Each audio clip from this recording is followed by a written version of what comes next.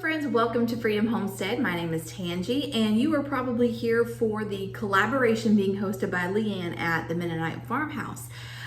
This collaboration is awesome and fun because several content creators are talking about what we have enjoyed canning, what we will can again, and things that we won't can again. We might be sharing mistakes that we've made and that we have learned from. So let's get into it. I'm going to share with you 5 things that I will absolutely can again, and then some things that I probably won't can again, or mistakes that I have learned from. Okay, so because it was so hard to narrow down and share with you, I thought that I would kind of go broad and just mention categories of things that I will can again, just because, like I said, it's so hard to just narrow it down. So the first thing is meat. I love having canned meat. I cannot tell you how quickly we go through them because they are so convenient. And that is the beauty of being able to pressure can, is that you create for yourself fast food, and you also create for yourself shelf-stable food, so you don't have to worry about the power going out or anything like that. So this is canned ground beef, and I actually have a video coming out next week on how to do this. I have canned chicken, I have canned venison, I have canned pork. I do have some of those videos and I will link them down below. It's very easy. Actually, I think that raw packing chicken and roast and tenderloin and all of that is probably one of the easiest things to can, because all you do is you cut up the meat, you stuff it down in the jar. You can add seasonings or don't, put on your lid and process it. And then you have meat. Now, ground meat is a little bit different because you hot pack it, which means you cook it first and then you put it in your jar. But yeah, this is awesome. Perfect for tacos, nachos, sloppy joes, spaghetti sauce. I mean, anything that you would put ground beef in, this is perfect. My next favorite thing to have on hand are meal starters. And this is beef stroganoff that I've canned. It is so good, so delicious. I do have a video, I will link it down below. But this is awesome because all I have to do is I just pour this into a saucepan. I add my thickening agent, which can be flour, cornstarch, arrowroot flour, tapioca flour, whatever you use to thicken your food. You add that, you cook it till it's the consistency that you like, and then you put it over noodles, or you can put it over rice, or you can put it over buttered cabbage. There's so many different ways that you can serve this, and it is super good. My family loves this, and I love it because it is a very comforting meal. It's delicious, it's homemade, it's healthy. I know exactly what's in it, and it's super quick. I don't know about you guys, but sometimes we'll go to church and we'll be talking to some friends. I'm like, hey, you guys want to come over for lunch? And then I'm like, okay, what am I gonna make? What am I gonna make? What am I gonna make?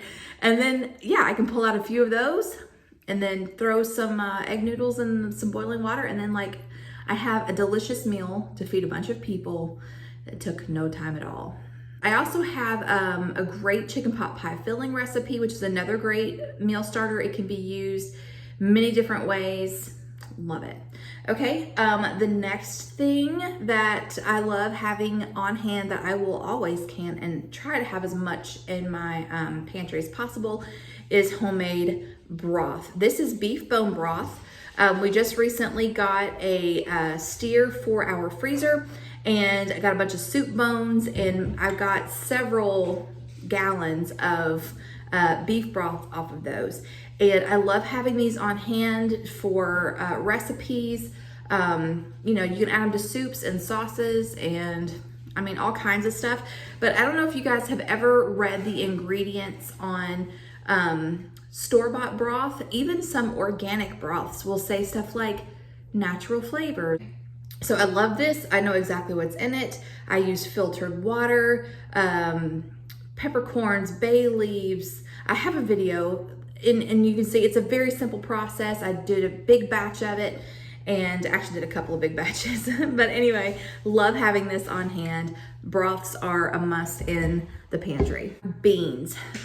Canning your own beans is so very economical And it's so simple. You soak your beans overnight, you put them in the jar, you add boiling water. You can add seasonings if you want to, or you can leave it completely out, and then process it. And then you have jars and jars and jars of it, and you never run out. So these are actually chili beans. You soak your pinto beans, you put in tomato sauce, boiling water, spices, can it, and it's awesome. It's wonderful. The last thing that I will always have in my pantry, although I don't have any right now because I didn't have a garden last year, and that is your favorite toppings like salsa, jams, jellies, all of that stuff. That they change your meals, they make them better, they make them more exciting.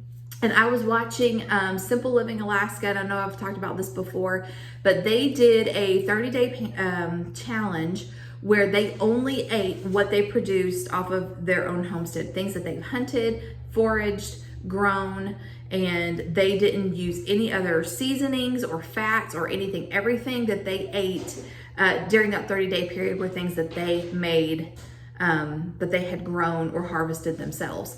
And so it was really interesting because I noticed that they relied heavily on toppings, salsa, relish, pickled coleslaw, like all kinds of stuff. And it really made me realize that, you know, if we were in an emergency situation, like maybe we couldn't get to the store, and so we were living off of our food supply, we're living off of our food storage, it can get boring, and food exhaustion is a real thing, and how important pickles and relishes and those kinds of toppings are.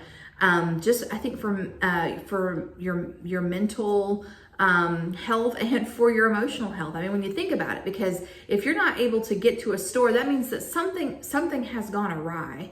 And having those creature comforts like good food, tasty food, things that you're looking forward to, really help with your mental and emotional health. So anyway, I mean, that's just something to think about, and that is something that I'm definitely keeping in mind as we go into our garden season. Okay, so like I said, there's not a whole lot of things that I won't can again, but one thing that I can think of off the top of my head that I have canned, but we didn't really eat, it just kind of stayed in the pantry, that was some soups. Different soups that I've made, and at the time they sounded delicious and wonderful, and I had all the ingredients to make it, but then when it really came down to it, we never fixed it. It just kind of sat on the pantry shelf. Now, some of the soups that I have made, we do eat. We just don't eat very often. And it really kind of defeats the purpose of, you know, what I'm trying to do with my food storage is I want foods that we love, foods that we eat, and quickly and safe. Can what your family will eat. And yeah, I guess probably if you're trying a new recipe, maybe do a small batch first and then try it and make sure that you like it before you go all crazy and can a whole bunch of it. My next tip, something that I have learned the hard way, always check your pressure canning mechanisms before you start canning. So a quick little backstory on that. Go, just do it quick.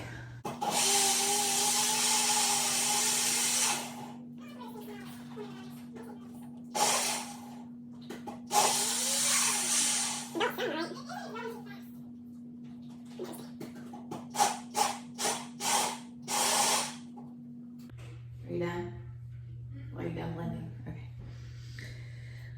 Okay, what was I saying? One time I was canning, and my canner was getting up to pressure, and the little, I don't know what it's called, the metal plug looking thing that's in the top that pops up when it comes up to pressure, shot out of the canner. True story. And it had gotten loose on the bottom, and I never thought to check it. So what I had to do is I had to let the canner cool enough that I could touch it again, and then had to start the whole canning process over. So ever since then, I have learned, I always check the gaskets, and I always check the, just making sure that all the screws are nice and tight like they're supposed to be, and all the mechanisms are exactly how they're supposed to be. Because that was scary. Tip number 3 is it's always better to go lighter on seasonings than it is to go heavier, because you can always add seasonings later, like especially if it's something like beans or meal starters or whatever. You know, you can always add more salt or add more pepper. If you're not sure about a recipe and the seasoning amount that it calls for, it's completely okay to go lighter. For most recipes, the seasonings are for flavor and not for preservation, so it's completely okay to not put as much salt as a recipe calls for if you're not sure about it. Okay, I'm leaving. All right, I love you, kiddo. Don't forget this burners, Mom. Yeah, I know. I love you, kid. Love you. Have a good day. Be careful. No, you'll do it. You're gonna have a good day. Yeah, we'll see if I break any more fingers. Well, please don't do that. Love you. Love you, kiddo. And last but not least, another tip that I have for you is that if you are canning cold ingredients, then remember to start with a cold canner. Because if you put a cold jar with cold fillings into hot water, your jar's gonna break. Your jar's gonna break. If you put a hot jar into a cold canner, your jar's gonna break. So that is another mistake that I have made before that I learned the hard way, is that you just want to make sure that the temperature of your jar and its contents are close to the temperature of your water in your canner, and that way you can avoid that mishap. I hope you found this helpful, and don't forget to check out all of the other collaborators that I have down in the description box. There's also a playlist to make it easier for you, but there's a lot of very awesome experienced canners participating in this collaboration, so be sure to check them out. And that's all I've got for you guys today. Until next time, remember to be vigilant, be prayerful, and be prepared, and we will catch y'all in the next one. Bye, guys.